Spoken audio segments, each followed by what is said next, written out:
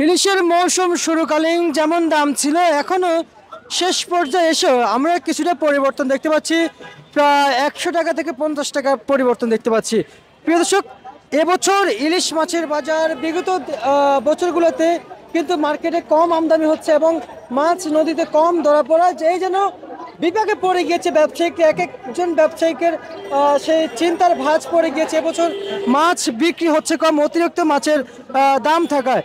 প্রিয় দর্শক, ব্যবসায়িকদের অভিযোগ মার্কেটে কিন্তু মাছ পাওয়া যাচ্ছে যে পরিসরে, কিন্তু সে পরিসরে বেচা বিক্রিটাই কম এবং পাইকারি মার্কেট থেকে খুচরা বিক্রেতারা অতিরিক্ত দামে কিনতে হচ্ছে এবং মাছের বাজার সেই শুরু থেকেই বাজার যে বেশি যাচ্ছে, এখনও বাজার সেই বেশি যাচ্ছে। শুধু কেবল মাঝখান যে সময় পর্যায়গুলোতে কিন্তু 50 টাকা থেকে 100 টাকায় পরিবর্তন হয়েছে। এখানে ছোট ইলিশ যে 3টা কিংবা 2টা কেজি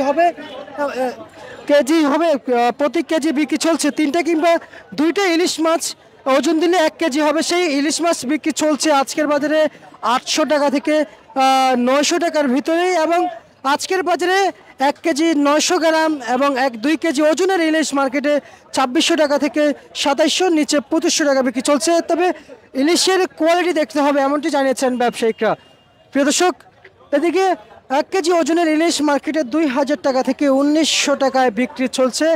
রাজধানীর কাওরন বাজার আমরা দেখছি এদিকেও বেচা বিক্রি চলছে এবং 1 কেজি ওজনের ইলিশ মার্কেটে কিন্তু বেচা বিক্রি চলছে প্রতি কেজি পাইকারি দাম আবারও বলে দিচ্ছি 1900 টাকা থেকে 2000 টাকা এবং মার্কেটে 1.5 কেজি ওজনের ইলিশ 2200 টাকা থেকে 2300 টাকায় মার্কেটে বিক্রি চলছে।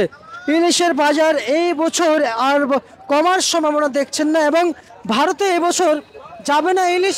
বাংলাদেশের বাজারে কিন্তু আমরা ইলিশের কিন্তু খুবই আমদানি আমরা ইতিমধ্যে কম দেখতে পাচ্ছি, এতেই বাজার খুবই বাড়তি অনুসারে দেখা যাচ্ছে। প্রিয় দর্শক।